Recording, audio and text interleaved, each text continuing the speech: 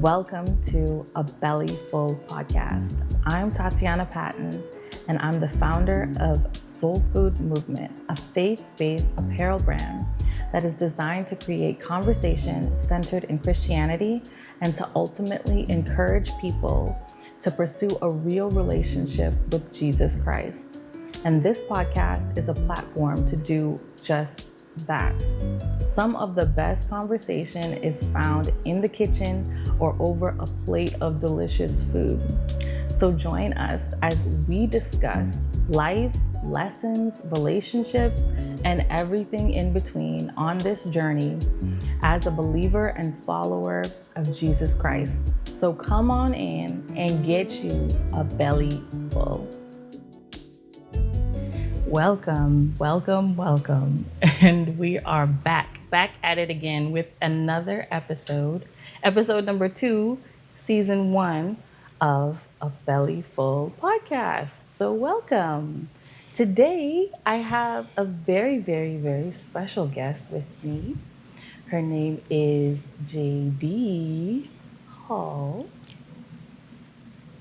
Hi. Hey, Todd. Hi. JD is, let me see, I'm trying to remember what I read on your Instagram profile. I think Where are we going by the that? biggest thing that, well, it's what you defined yourself by. I mean, here we are. I know I That's saw ever-changing. producer. Yes. I know I saw something about burning sage. That's probably what stood out in my mind the most at ILTV. I think it says your favorite producer, occasional voice of ILTV, and then occasional sage burner on 103.5 The Beat, which is very necessary if you've listened to it. Okay. When we had the radio, or I don't know let's say if I was driving in a car with the radio, because our car doesn't have a radio, and I would catch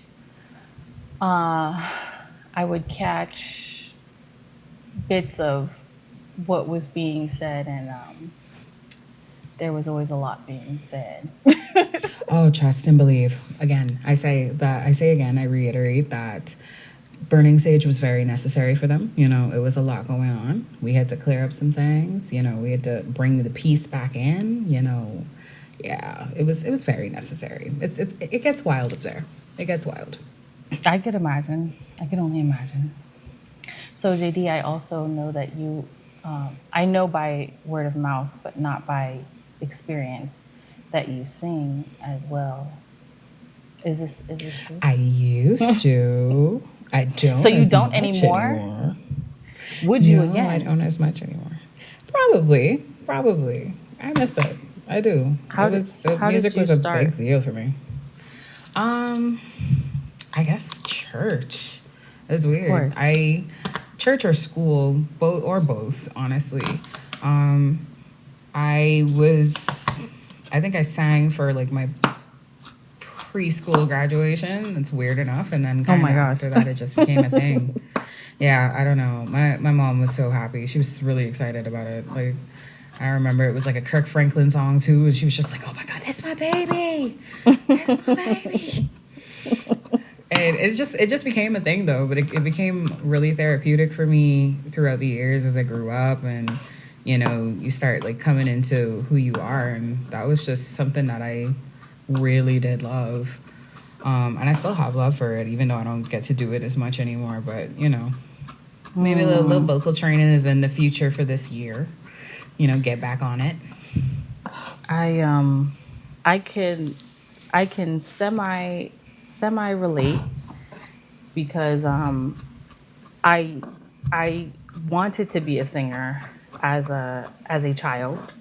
That was I was very artistic, very creative. But that was one of the things that I knew that I could do okay as a child. But as a teen or as an adult, I came to a realization that I'm not Beyonce, and there's a lot of competition out there, and I'm okay, but I'm not going. I don't know if I'm really gonna make a career out of this.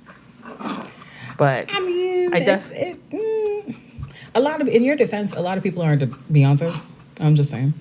Yeah, but There's a I lot feel of like people that ain't. I'm okay for like karaoke and in my house. But when it comes to like actually, because I wanted to go to Juilliard, like that was the only thing I could think of doing. But I was Ooh. like, maybe I should be more realistic with my goals. I When I mean, you was can't say younger, that because if you can't really say that because if you really did just put more into the craft or had like the time to go to the things for it, you know, that kind of way. Like I feel like I remember at a point in time I really wanted to go to like a performing arts high school, and I found like everyone I could find in the Florida area, so it's close enough for my mother to not make noise. And it's just like I feel like if you immerse yourself enough into an experience and you give yourself the opportunity to be better, you know, you could be a part of anything. You know, you could have gone to Juilliard, ma'am. yeah, I was what I guess I was 18 when I want to say I was 18 because like when I was in college, I didn't when I was in well no when I was in at the end of high school, I was trying to figure out okay, well, basically either I need to go to Juilliard, I mean, see what it takes to get into Juilliard, or I need to find another career. And I just so happened to take I think I'm trying to figure out. I guess it had to be 11th. I don't know because I ended up going to a college fair. But anyways, when I took a photography class and it was a manual photography class, and I actually sucked at photography. I sucked really bad. And but What? yeah, it was really bad because it was like I said, it was not I won't say manual. Okay, it was film. It was on film. Like we made our own camera at first, and it was pretty complicated because like Whoa. you know it's like but it's not digital. So if you mess up, you got to do that whole process again. But All over. yes, and you can't really well, especially with those with that light box. It was like you can't really see what you're getting. It's anyway. I was in the dark room one day and I was like, I could do this. I think I could do this. I think I could do this for a career because I just knew I couldn't do a 9 to 5. And yeah, so I was like, I think I can do this. So when we went to the college fair, I was like, let me look for art schools because I'll try to do photography. And then I looked up, I found the Art Institute at the college fair. They seemed promising. And,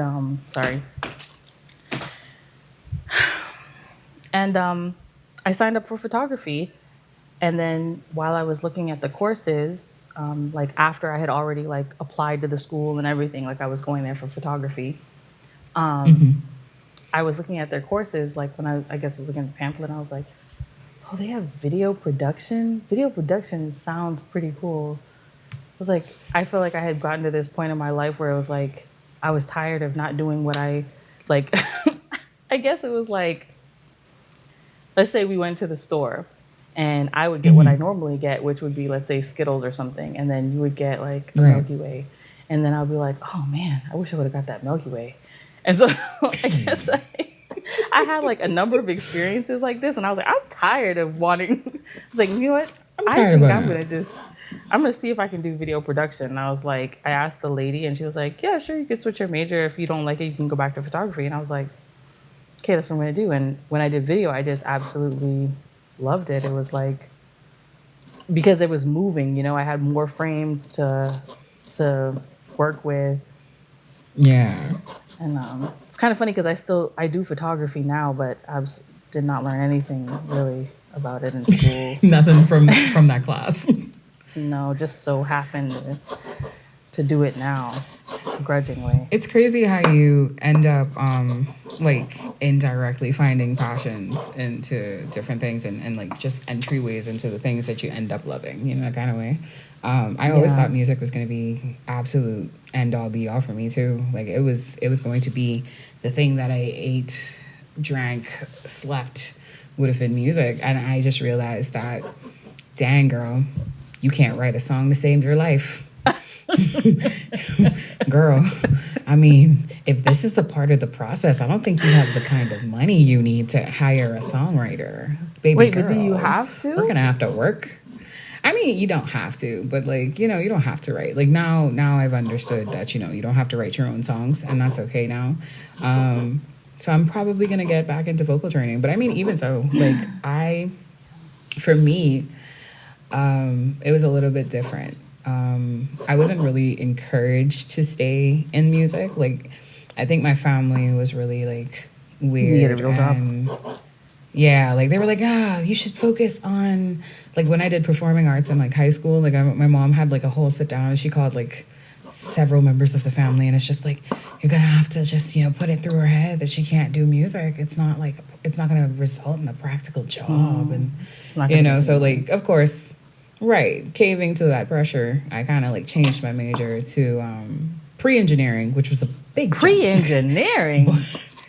Oh God, yeah. What's up with you guys in engineering? It's wild. It's actually, you know, Trevon did I like to tinker with things. Correct.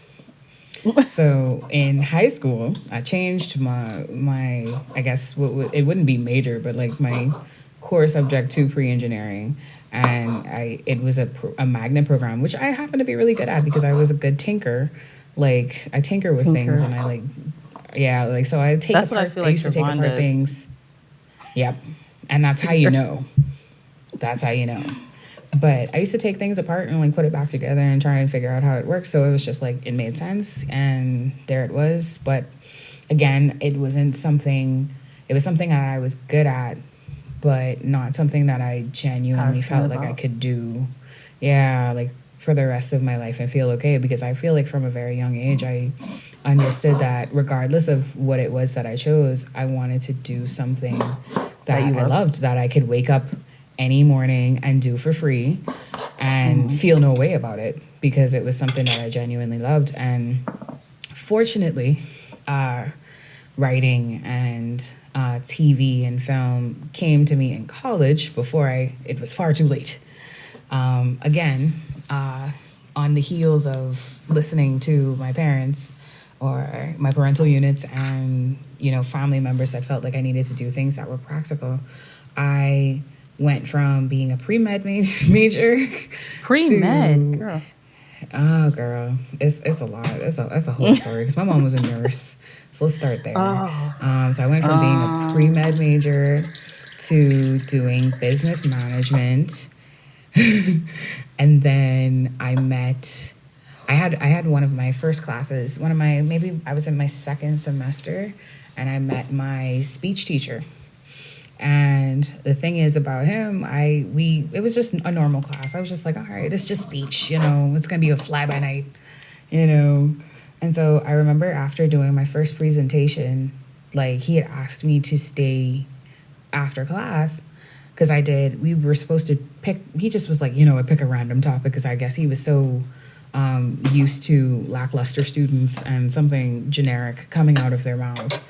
And I decided that I was going to talk about Elizabeth Taylor and her career, and kind of like following her lifestyle and what's not. And after class, he asked me to stay after class, and he had a conversation with me, and he was like, "What's your major?" And I was like, "Business management." He was like, "Do you even like that?" I was like, "I mean, it's a job." And he was like, "Okay, anyway, so 4:00, meet me in admin. We're changing your major to communications." And I said, okay. So and indirectly, he was, his name was Brad Case. He was one of my favorite professors to this day.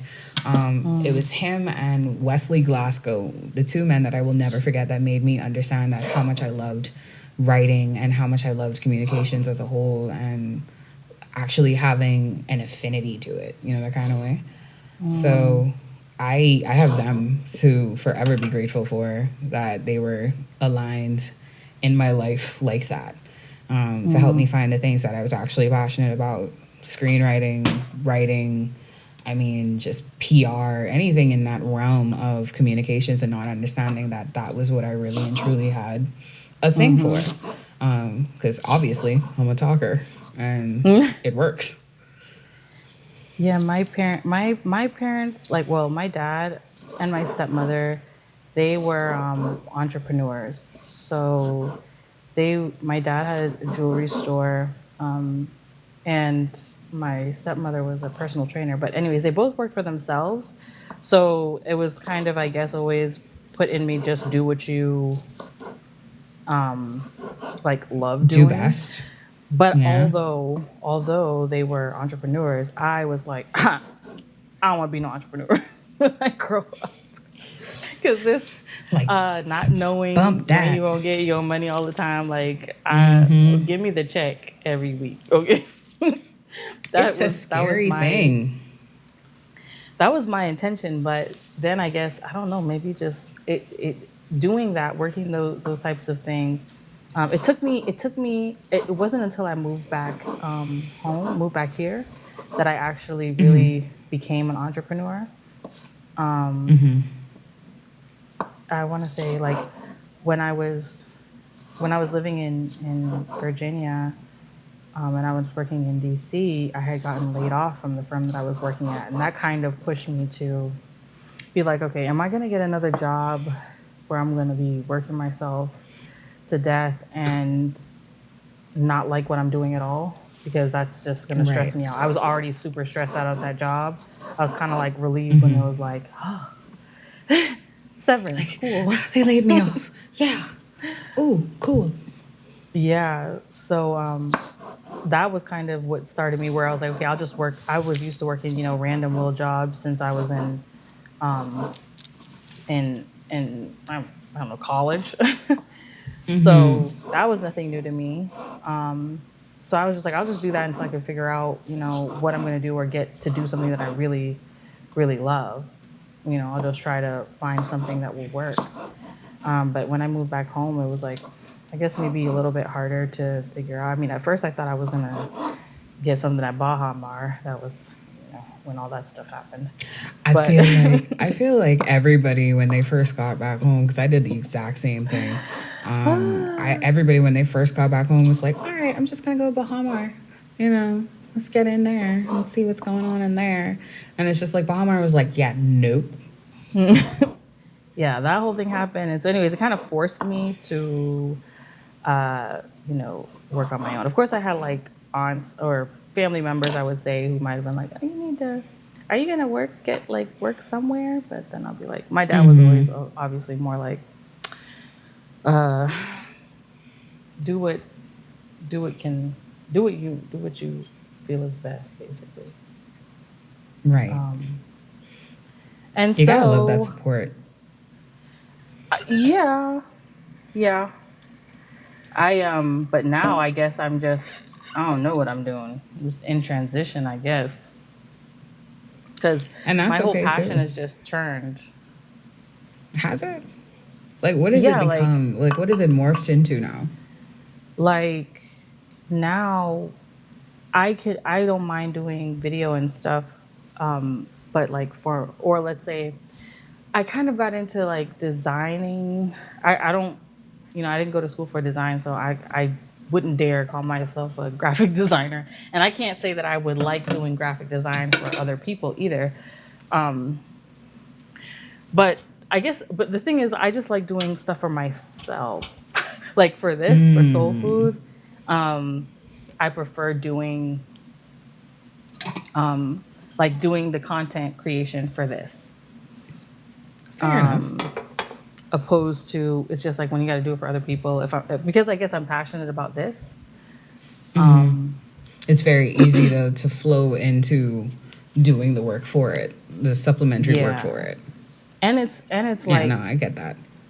It's fulfilling to me too, because it's like, one, it's doing something to bring glory to God. I feel like God was telling me to do this, or He's leading me to do this. A lot of the things were not my idea, and not how I would do it. And it kind of incorporates everything. Oh, I forgot to cut this.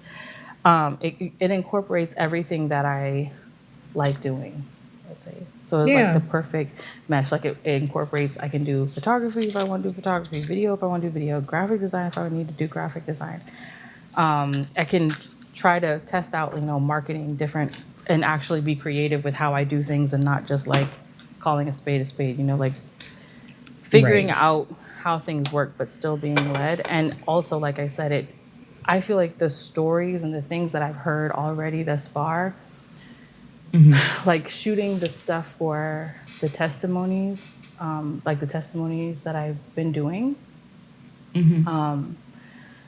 that has been so like, I don't know, like even when I go, when I do it with each person, because it ends up being just like a one-on-one. The first time I tried to do it, I had like scheduled everybody at once and it didn't work out. Like a bunch of people, it only ended up being one person, but that one person, me and that one person ended up talking for like at least over an hour. And like, then it became like a therapy session for me and for them. Right. And so that's like, I'm getting that over and over again. So like now I'm not even scheduling a bunch of people at once. I'm just scheduling one person because I guess you just never know what you're gonna get. I don't know what each person's testimony is. I've just been led to reach out to these people, as I've been led to reach out to you. I think I like what's been going on lately, especially. I feel like God has been really like trying to get people that play supporting roles to stand forefront the way they should and, work on their own things. And I know Trevon is probably doing backflips in his head right now. But like for a very long time, I've been really good at being support for people. And I think it's just now it's like an energy, or it's like God is like, yo, hey, get it together. I put it in you, so I know you can do it kind of way. And I love that. I love what's been happening, and the things that have been created since then, that I've been creating since then. Sorry. Is that Trevon doing backflips? I'm not. I'm not laughing at what you're saying at all. I know, it's Trevon. He's the problem. Trevon is trying to tell me to move this spot. And I don't know what I don't know which direction he's saying, because he's just going. And so I'm like, something over this way. I'm like, is it that way? And I literally just gave up. But now I can see. So. Oh, okay. Again, we're I'm asking sorry, for JD. Ourselves. I just want some, just a little bit, little drop off gift. Whoa. I'm actually making this like steamed fish, but I'm putting I'm making these little garlic crispy, like I'm making this garlic oil, I guess, and making crispy garlic for the top. As to what you were saying, like, for me, Trevon, you just need to talk because this ain't working out. Oh gosh, hold on. I need to take the garlic out. Let me turn this off.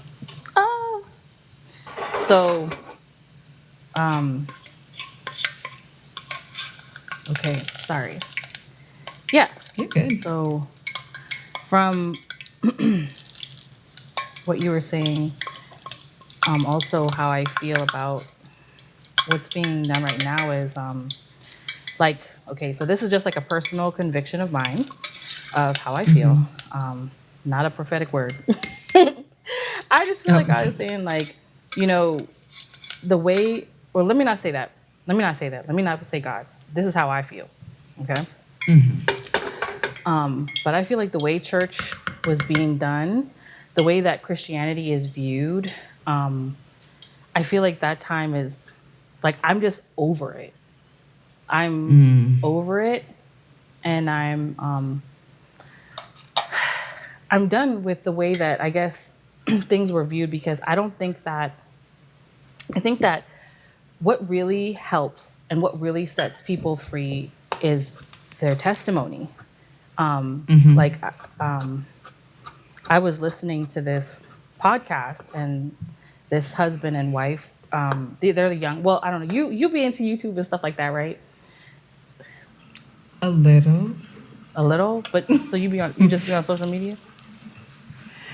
I'm barely on that, honestly. Do you be on the Twitter? Because I'm trying to figure out how to tweet. I was gonna ask you because I felt like you would know. Because I dropped off of Bahamian Twitter, but I mean it's fine. You can like tweet. Just I'll go back for you. But what's the point of like, so when I tweet, because I'm trying to tweet for this, right? Does it matter if I'm tweeting? Like, do I need to have the right hashtag? Because like, if I don't tweet with a hashtag, then like nobody's gonna see it, right? Is that how it is? No, as long as you're following people and people are following you, people will see it. It's Nobody's Twitter's like main purpose is to get into dialogue. Then tell people to follow you, and then you follow several people, and then once you follow the people, they'll follow you back once they see the type of things that you post. So you're just gonna have to like tweet into the dark first, so they can understand what it is that you're about. So follow just like random regular people. Yeah. Because I regular follow, people like, that you know, regular people Joel that you don't Osteen, know. Priscilla Shire, like. I don't think they're gonna follow back. Not right away, at least. Not right away, at least. You know, they gotta look at the page and just be like, who is this person? I'm very big on like the content that I guess I don't know, just doing what I do. I'm very big on what I'm intaking. So that's why I like to keep everything, you know, I don't need anybody putting any type of thoughts in my mind. And that's fine. So then I guess that's the hashtags would be for you. But then you got to be up to date with what type of hashtags are trending. Girl, if you just be like a foodie hashtag for when you do your food pictures, I mean, hashtag foodie fat. We love us some Jesus, you know, like when we're talking about our good Lord and personal Savior. You know, the kind of way it's going to be different things that you can hashtag, and it's just going to be random things because you're going to attract different people for different reasons. So, like, I know your food is going to attract, like, especially your final finished product. And then you can post your recipes and stuff and, like... Oh, post the recipes. Yes. That's a good idea. Post the recipes. So you can post your food pictures. You can post your recipes. You can post and ask a question out into Twitter darkness. Hey, what should I try next? Should I try something from a particular country or this, that, and the next and the third? Stuff like that. Cutesy stuff like that. I like that. I like that because I've been trying to figure out, you know, what kind of platform that was going to be. You know, because I feel like each platform has its own thing. And I didn't really know what Twitter was going to be for me. I was like, do I just post scriptures or like, I don't get it. Twitter dialogue is different. Like, I don't know, like you can have a presence on Twitter, but I think the exact same things that you can do on any platform is what you can do on every platform, honestly. So like, if we're being completely honest, I feel like Twitter is like a space for more dialogue and like back and forth arguments. It's like, Bahamian Twitter is a very strange place, which is why I had to take steps back. Bahamian Twitter, I keep on hearing about that. But like, so, like for me, like in here. I'm putting this, well, I can maybe see if this can fit. Okay, it can. So basically, I got this recipe from Marion's Kitchen. I'm going to put the fish in here, and then I'm going to put water in here. And so this isn't sitting on top of the pot, but then I'm going to put the top on top, so it's going to be like a steamer. Gotcha. But okay, so how You've been hearing a lot about Bahamian Twitter. I've been hearing, I just hear about it basically on Instagram, I feel like. Like Instagram, I feel like is a place for younger people. What would you be called? Like I'm a millennial, I believe. Are I'm you also a a millennial. millennial? Okay. I'm Sorry. You're good. But yeah, so I feel like millennials, younger generation, um, I don't know if as much mid like 40s. I think you start losing people out to 50s, 60s unless they're like really known or like public figures who know that they need to be who like take advantage of Instagram, I guess. But I see that as that place. I feel like the place for where you get the older people on there is Facebook. Yeah. So definitely like for me, I would be like capturing people with my images and stuff on Instagram. I would be putting my like I guess live video content and like I guess more conversational stuff as well on Facebook. And then I was trying to figure out like and probably do live streams and use that. I use my YouTube as well as a place where I just host all the video content. And then when it came to Twitter, it's like I didn't know what to do. But that what you said No, what do you makes do like with it? oh, and then TikTok. So I would use, in your case, I would use TikTok as like smaller recipes, like smaller, quick bites. So with those, because it's a shorter form of content creation, and like I've personally fallen in love with TikTok, and it's a guilty Really? I pleasure feel of like mine. it's a death I trap. I feel like they caught me slipping, and I can never forgive myself. But now I have a TikTok and I make TikToks, and I just feel like all the time like, girl, I make TikToks because I like building props and stuff for like photo shoots, and so like No, I don't once know I that. started building props, okay, well I build props for photo shoots. Cool. I love making things by hand and stuff. So like right behind me right now, if I'm doing it on the right side, boom. So that little situation right there, that's a frame that I built. That my best friend's mom and I built for a friend of mine's birthday. We did her photo shoot with this like giant life-size frame for her, and she was like in the frame, living art type of thing. And then JD, had I known did that, a I few would other like pieces. definitely be talking to you about doing props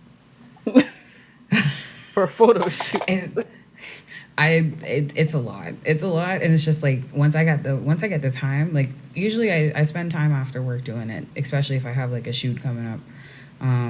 The weekends are when I reign supreme, because that's when I get the opportunity to really like dig into whatever it is and like handcraft it, depending upon what I make. So I like make like custom like head pieces, and I did like a golden set thing at one point. So I'm trying to like work on it some more, but God ended up blessing me with a vision to what to do with my prop making thing. So I am praying and receiving that fully and working towards it. And I may have a few investors to help push into it. So I'm very excited to share that with you guys later.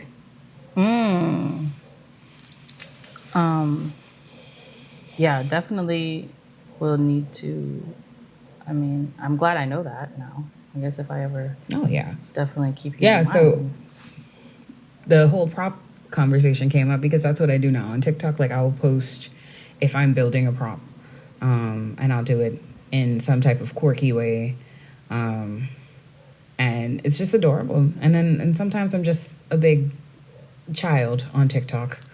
Like there's this new popular trend of there's a specific filter that they're using right now called Renaissance eyes, where they like cut the eyes out of Renaissance paintings, and you kind of like fill it in with your own eyes expression. I'm gonna send that to you. You're gonna love it. Promise.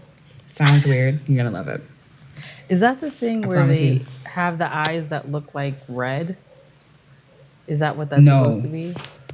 It's like normal people's eyes, like, and they just fit it into the Renaissance painting. No. Oh, they fit it. Yeah. Okay, I was thinking they fit it into the... I've seen something where it's like they... it's like the people... I think it's a filter that they just put on their eyes, and I'm like, what the heck is that? Oh, I haven't found that one yet, and I don't want to. It's supposed to be like Michael Jordan crying. That's what it really is. It's his eyes crying. Okay, and so, that's like, what they I just was put him like. on, This and they're like, looks demonic. yeah, low key, it does. That's how I'd be feeling. It does. I'm not mad at it. But yeah, so I guess from what I was saying earlier, so with how I feel about like right now, because okay, so when I came into I would say my faith walk, because I knew about like I don't know about like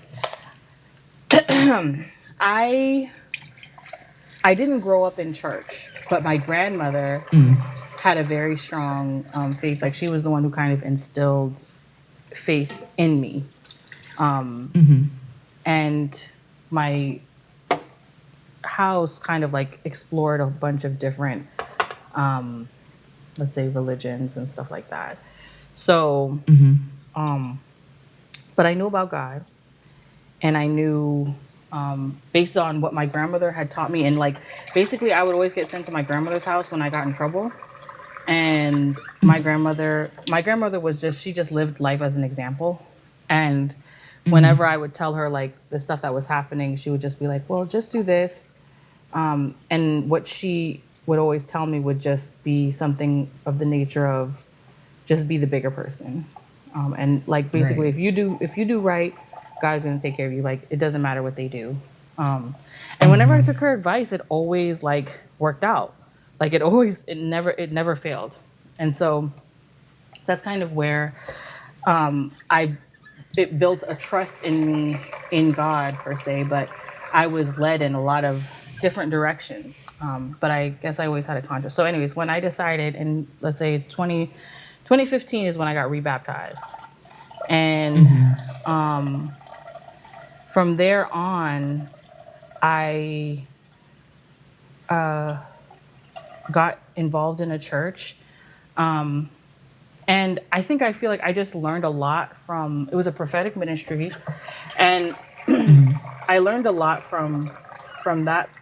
I learned a lot from there, but I believe that I became too reliant on what I was told. And so me being the type of person that I am is like, I'm just I don't know how to explain it. I don't really fit into crowds. Like, I'm kind of like, as we were talking about, you know, pursuing our passion. I feel like doing what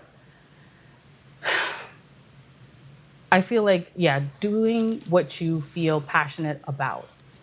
And I was realizing that the things that I was doing in pursuing I wasn't necessarily exactly pursuing a relationship with God.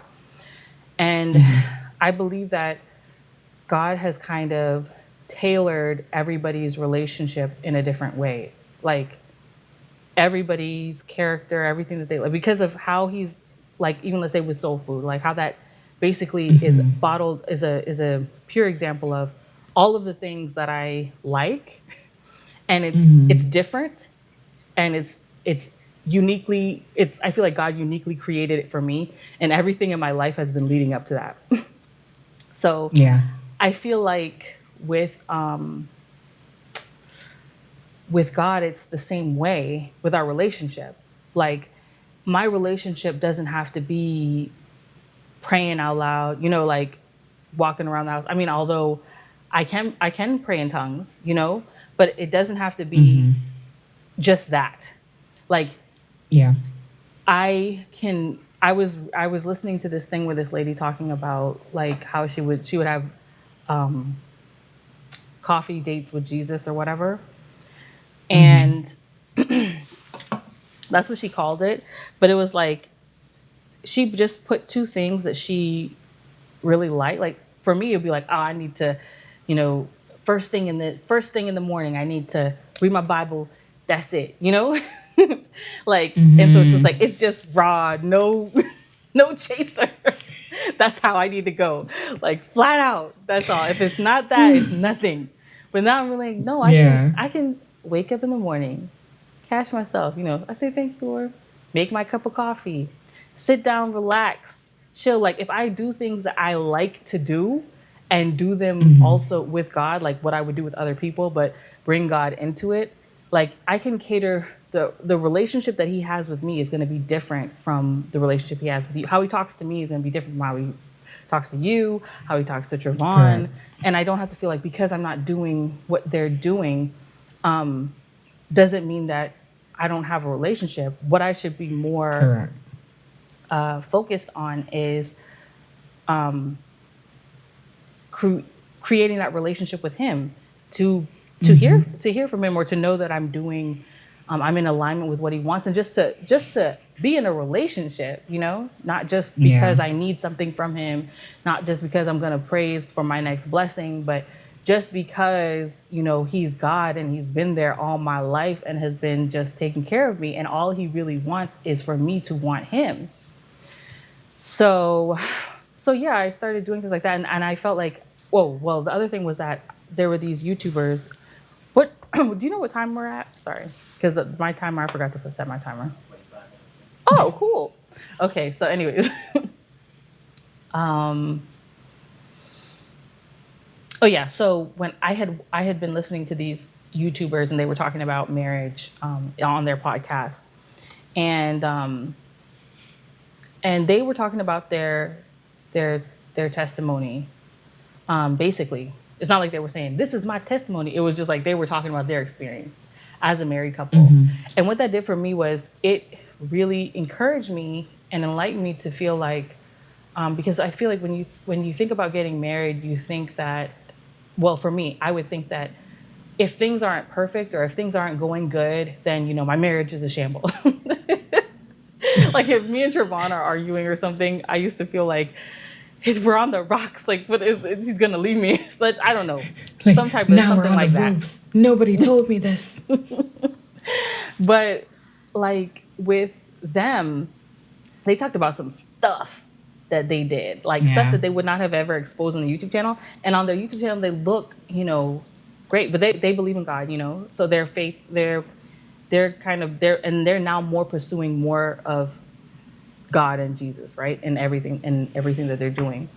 And so, in that, hearing that, like knowing that it was teaching me that, like marriage is not about being perfect. Marriage is about, if you're looking at love, it's like God's love for us is it's unconditional, and we're refining each other. So, listening to that podcast is what really encouraged me with that. I'd be like, no, this isn't, wrong. I mean, it's like not like we're fighting cats and dogs. I'm just saying when something goes wrong, it's gonna happen. We're human. Like what I'm realizing is everything is more about sustainability. It's not about like just going hard and making sure everything's okay. It's about what is going to be sustainable, and knowing that things are going to happen. We're going to have hiccups. We're going to mess up. We're going to hurt each other's feelings. That's because we're living together in the same house. We're meshing together. That's what happens in relation. And then me being an only child would also kind of put in my mind, like, I'm not necessarily used to having someone always there. Right. But what their podcast did for me, it was like, this is what we need. And people don't talk about, like, everybody, I feel like people like Christians, sometimes they don't be real. Like, and that's not saving anybody. That's not helping anybody. That's not, encouraging anybody. Being like, it might make people feel like when they come into Christianity and then they mess up, because, the devil is going to try to attack them and tear them down. When they mess up, they might feel like, man, I'm not worthy. Like, I can't ever do that. I can never be what they are. And people don't talk about what their problems are, what their issues are, what their battles are, what they deal with every day. They just try to make it look pretty and perfect. And to me, it's like, that's not what God is about. We are perfect through God. God is the one who makes us perfect. But outside of that, we are a mess. Let me say, okay, I am a mess. I'm a mess, right? I am a hot mess if you're a mess. I will say that for sure. 10 toes in. I am a hot mess. So I feel like exposing these things, one is therapy. Like as I'm learning as well, you know, by talking to people, like exposing these things. I've always wanted to know more about an individual, like what their real wants are, you know, what they, you know, what's beneath the surface. And when you find out like people are going through either what people have gone through, you know, that they're going through similar things, when you find out you're not the only one, and it's like, man, you know, I'm in that battle too, you know. Like Right. it's just amazing to me. And I feel like you miss out so much by trying to just clean it up and make it look pretty and make it seem like it's this perfect Christian. So I'm just taking it, you know, day by day. But with soul food, that's what I want to do, is create conversations. I want to hear, and I feel like people need to hear the people's testimonies. And that's like when I reached out to the people that I reached out to, I was like, I want it to be real, not like, you know, because people outside don't know, may think that Christians just follow Christ because they grew up doing it, like, and Correct. had, you know, Which they don't know that a lot of people do. A lot of people do. I find that a lot of people, because a lot of people do, a lot of people have a hard time understanding the relationship or the connection for Christians. So like, even so, piggybacking off of like everything you were saying just now, you have a different relationship with God than I do, you know, that kind of way. I feel like I've said it to like a lot of my friends before, like me and God be beefing, like we be having straight up arguments, like we be on it, like I be throwing tantrums, and then he be in the corner like, you good? Like, are you Gucci? Like you good now? Did you happy you got that out? All right, you ready to listen? All right, let's go. So like, I feel like me and God have daddy-daughter conversations where they can be an argument, they can be a tantrum, they can be anything. And I feel like I get at my most vulnerable place with God, and in turn he reveals things to me, or he teaches me patience, or he teaches me a lesson of something that I really did need, or I may have been ignoring for the past few weeks or so. And I love that. That's the realness of relationship. That is what relationship is. So even when you talk about the type of content that you're making, like, I understand that 110% completely. There's a project that I am currently working on called Can I Be Honest? And it's very much so in tandem, but instead of it being one-on-ones, it's pairs. So I put various pairs together, whether it's a couple or siblings or a parent and child, and we have some honest conversations. We ask some real questions to each other, and the thing of it is it facilitates conversation either they wouldn't normally have with each other, or if they do normally have that with each other, they now have it captured in a way to understand that, hey, yo, that was wise. That was some wisdom you dropped. Like I marry a wise person, you know. Like you different, you know. And the first, I shot the pilot back in August. I'm aiming for it to drop in July of 2022 this year. And I shot the pilot in August, and honestly, it was such an experience. It was two friends of mine from high school, and they were best friends when we were in high school, and they ended up becoming a couple, and they're now in their 8th year of marriage. And they kind of they shared their story with us. They told us, and I chose them for a particular reason. I chose them because, one, the wife and I are particularly very close, and she is a really good friend of mine. But she's always been very honest with me about marriage, because like we would always be like, oh my gosh, you guys are so adorable, you're so cute, this is so beautiful, you guys are married now, you're like adults, and you know, and they would look at us like, yeah, this ain't easy. Ain't nothing but this cute, you know, that kind of way. Like they would always say that to us. And then recently we reconnected. I want to say we hadn't seen each other in like maybe about 2 years straight, and then we reconnected earlier last year. And the wife shared that she was going through some health issues. And when I first thought of the project, I couldn't think of anybody else but her and her husband, because I said, God forbid if anything were to happen to her, her daughters, both of their daughters need to see the type of relationship that it was that they had, This lady, because she's they not an had parents actress, is that she? loved each other. This lady isn't an actress, is she?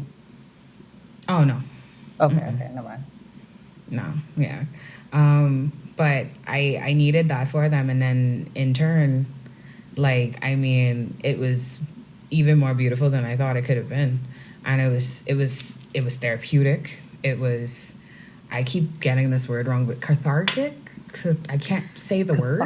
Cathartic, girl, I don't know. I know what you're talking about, I think. I mean, Girl, I know the word that I've heard, but you get it. you used get it, but I didn't. You get it. You get it.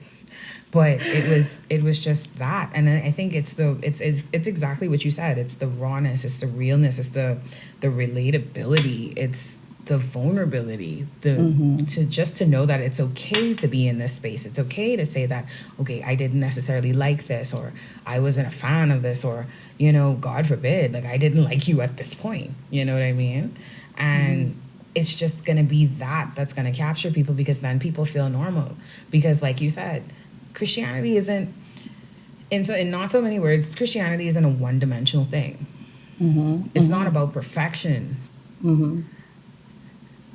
It's about just loving people as they are. And that's the thing about it. I think that message has been lost in the puff and pageantry of the old guard. And that's just it. Like, we have to show people that we go through things too. We struggle. And that's okay. Yeah. And God still loves us the same. It's even like, I mean, like with marriage, and just because it's like marriage is like, there's just so many things that are just metaphors of each other. Like marriage is symbolism of like God and our connection with God, or at least our relationship. Like, I was reading Jeremiah this morning, and me and Trevon watched some movie about Hosea, like not that long ago. It was just like a movie with talking about Hosea, or anyways, it was like I don't know, it was Christian flick, not chick flick, and just the similarities between God was just making the comparison of Israel being an adulterous nation. Just saying, like, why are you, for me, I've always been not wanting to read Jeremiah because be a little rough, like reading Revelation sometimes might be a little rough, but I feel like we get in there, so I might as well bite the bullet. But it's not going in as far, it's not as rough as I felt. Is more sad, because then I'm realizing how God was feeling, and because I can still relate what they were doing back then with what people are doing now, because I feel like we're losing God in society so much. Like, I can see him saying the same thing to us now, with us being an adulterous nation,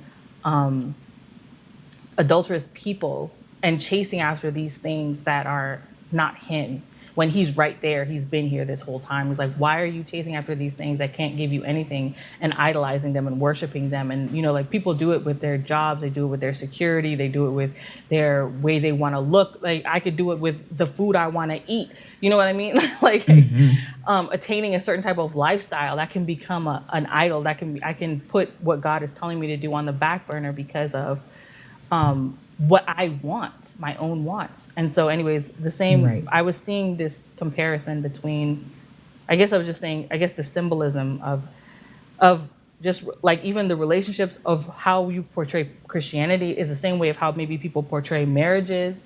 Like, people portray marriages as like it's just not real, dog. I don't understand. Why are we doing this? Like, why aren't we being real? Like, why are we pretending that it's these things? But when I was reading, Jeremiah, and like I said, it was reminding me back of Hosea with him making him, go marry the prostitute. But the thing is that God said, people want to get a divorce when people cheat, but and people will be like, well, in the Bible, God gives you that, allowance that if you cheat, then you can go type, or you can get a divorce. That's valid. But I don't think he really wants that, because he was saying with Hosea, with how the wife went and prostituted on him, because it was a reflection of how he loves us unconditionally, what real love and real relationship, or want for relationship, real love, let's say, not relationship, because we might not even have a real relationship with him, but he still loves us. He was like, I know y'all are going to go out there and do that. And he was doing that to Hosea to let him know how he feels, or for him to communicate effectively how he feels. But he says, regardless of, even in that Jeremiah, even what I had read in the beginning, he was just like, although you guys do these things, he's basically saying, just repent. I have unfailing love for you. And it's just like, dang. All these things we do, Lord, all these things we do, and all the things that you've done for us, and what we still chase after. But I guess, like I said, I had brought that up because it was just reminding me of like the symbolism of those things. And I feel like with what you were saying, I see that with how we portray things. And I think that this whole social media, all of that stuff just does not help it either, because we're trying to like make it look like looks are just so deceiving. Honey, it ain't real. Let's just start there. I find that I think I realized last year that I truly did have a fear of commitment. Trevon is probably doing another backflip.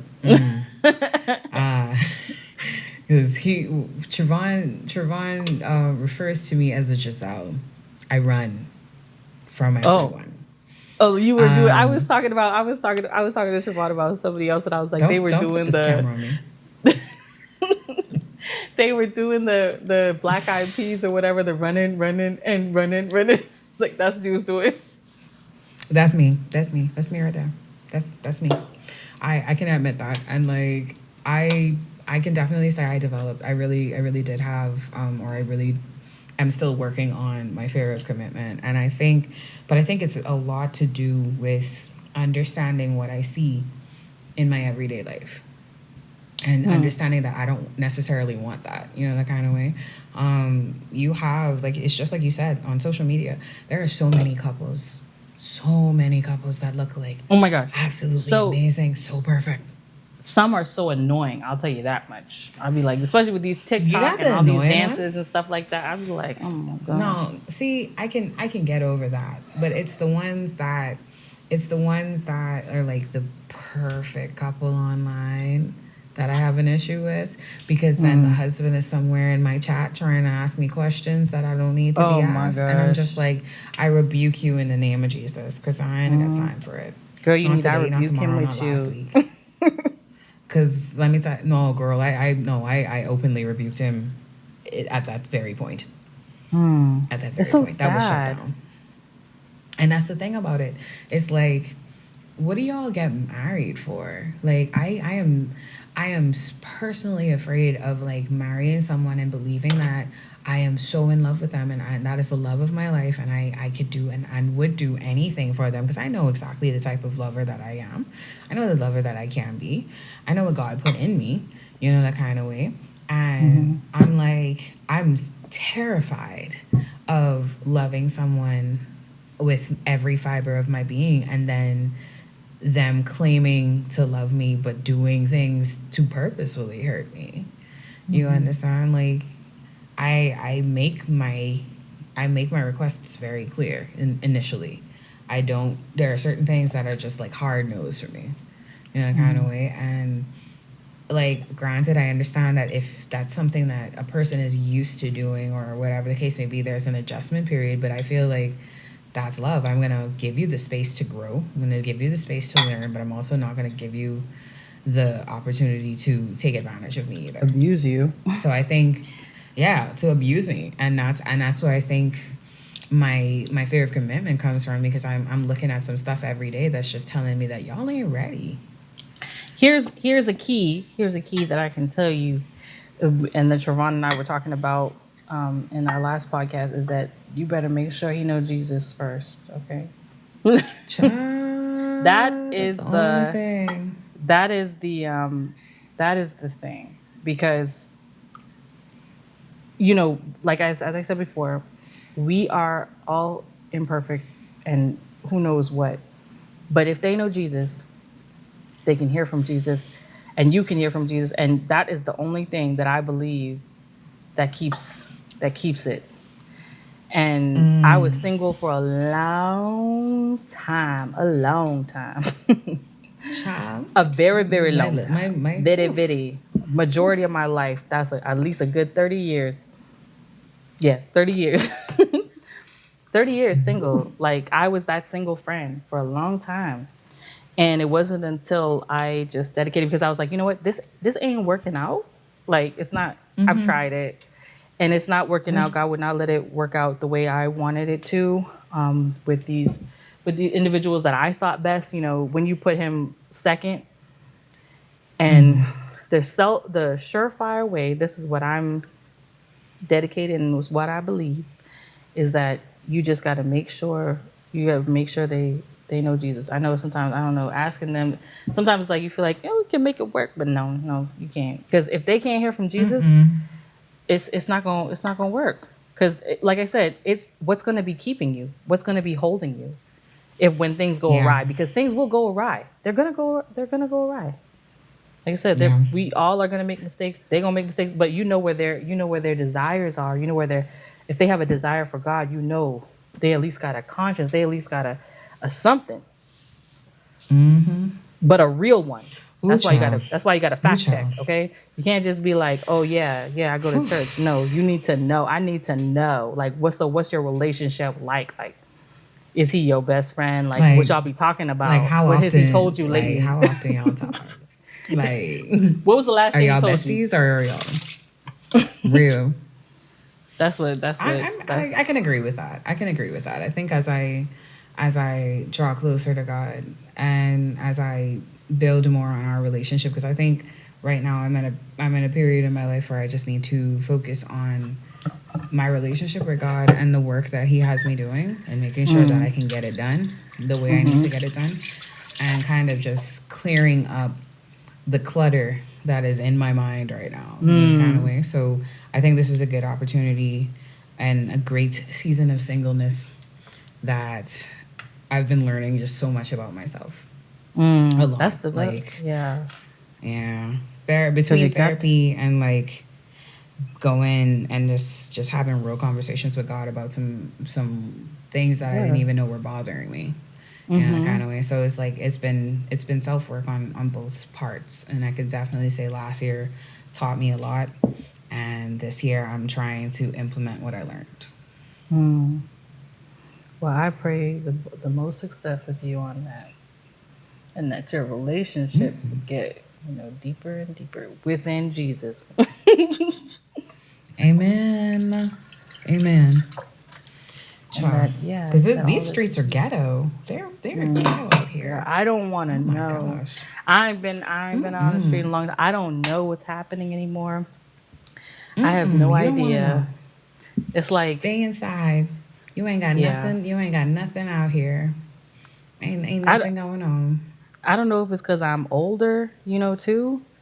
Like I feel like after time, like like I don't know, me coming to Christ, I'm thankful that I came, when I did, how he had my journey, because I lived my life. I lived my life. Okay. I lived it to the fullest. I had a time. I had many times. It was, I mean, yes, I did some things, but I don't want to go back. I won't go back. I've Trust done me, it. ain't nothing to go back to. Exactly. Ain't nothing to go back to. Trust me. I say it's ghetto out here.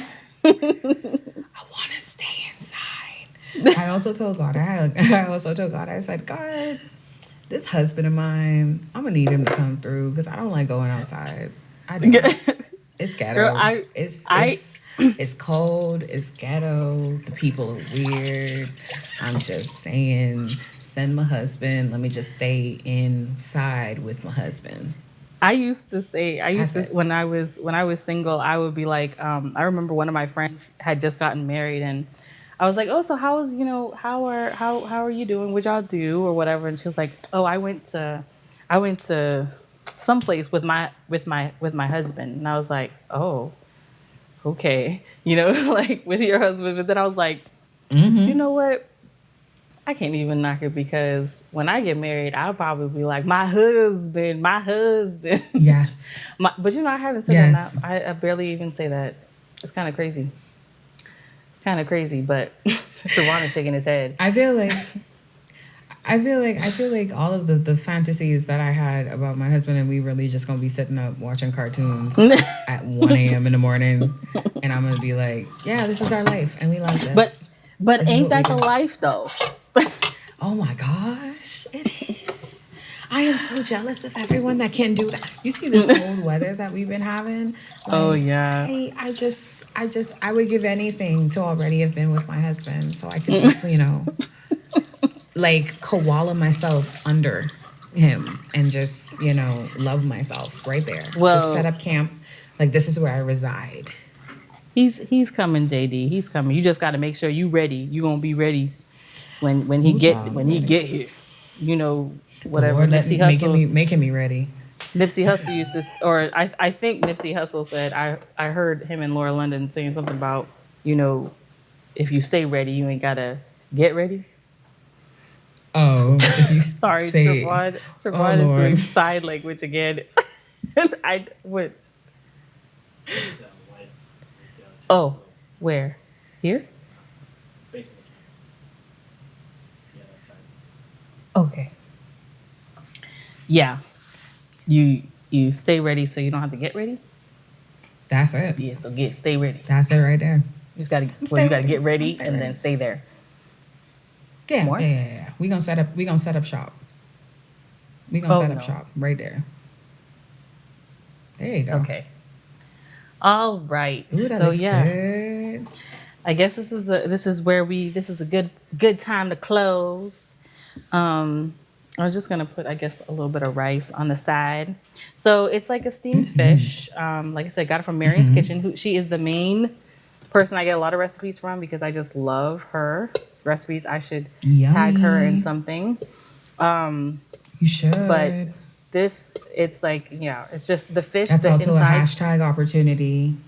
Oh, would I just hashtag her or? Yeah, hashtag just Meredith's Kitchen, wherever you want to say you got the recipe from. Okay. Stuff like that. Okay. I might do that. I'm definitely going to take that into thought, especially for the whole TikTok thing too. But yeah, that's I have a little bit of rice right there, but that's where I get a lot of my recipes from. It's just like, you should do the over top one. Oh, okay. Ooh. There's a lot of things not in. Let me put this over here. Yeah, it's like soy sauce, lime, and ginger, and scallions and garlic oil. I don't know. It looks a little not that great, but it will be good with some rice. Thank you. That looks good, girl. Yeah, so I wish I could send you a care package, but next time you come over, next year, within the next 5 years or 6 years. Yeah, I knew the shade was coming. Whenever you decide to mosey on down, we could try to. Oh well, you could tell me if you want me to cook something. Whenever that is. Here's the thing. But I'll come over when I to celebrate a particular achievement that I'm hoping for in the next few weeks. Okay. Well, I pray you get it, girl. If that means you're going to come over here. But also because, you deserve it. See? Thank you. And we're going to celebrate together. Now put in my request. But yeah, that's it for our episode today. JD, is there anything that you would like to tell our audience about that you have coming up, or that you're working on, or that you're doing, or that you want to be known for, or where they can follow you and find you? How about this? Follow the journey. The journey? Follow the journey. So you can follow my Instagram page, which is Just Know It's JD. I also am on the Twitter. The Twitter. Under the same name. The Twitter. Oh, okay, I'm going to follow you. But you said you didn't. Okay, I'm going to follow you. I don't tweet like that. I retweet stuff, but, that's fine. I'll start tweeting again because I'm going to have to because of new projects and how it's going to probably go viral for all the wrong reasons. Do it so I can so watch what you say and then get a hang of how you're supposed to do it. I don't know if I'm going to be a greatest example. Great example. But we're going to go through it. We're going to go through it together. So Just Know It's JD on Instagram and the Twitter and the TikTok. The TikTok. I need to follow you on there. Girl, like I said, that is. Again, I sent you a TikTok already. I sent you a TikTok to your phone, a TikTok that I did. And then I'm going to find, as soon as you find me, I will follow you back. But other than that, follow the journey, man. I'm learning. I'm here. I'm not perfect. We all are, girl. That's why we shortcomings. Still here. I share my shortcomings daily. The Lord is still working on me. So, if you like me so far, come see my story on Instagram. That's where I live. It's where I reside. Okay. All right, guys. Still haven't worked out exactly what the closing send-off is, but have a great rest of the day, night, morning, afternoon, whatever it is, whenever it is. We hope that the rest of your week is blessed and That's cover right. you in the name of Jesus. Oh, wait. Trevon was saying that Trevon doing a sign language that I need to try. It feels kind of cruel to eat in front of JD, and JD can't eat anything. But for the ASMR. Yes. For the ASMR, even though ASMR be kind of a little bit weird sometimes. But anyways, they get weird. I feel like, I'm not going to say everything that I feel about ASMR. But yeah, I think this is grouper, so it should really actually be good because I made this with basic fish, and it was good. So thank you, Lord, for this food. Amen. Oh, I heard this prayer online, where it's like, "What God is great, God is good. Let us thank Him for our food. Let us thank Him for our food. By His hands we are fed. Let us have our daily bread." I'm trying to remember. There it is. Yum. It's a good piece of fish in general. So yeah. That's it. It's pretty good. The soy sauce seasons it, steaming it in the soy sauce. Winter fish dinner. But thank you, guys. I'm here all week. Hopefully we'll see JD again. Thanks for having me. No problem. Thank you for coming and giving us you. So yeah, guys. I don't know what else to do. Yeah. Thank you and good night.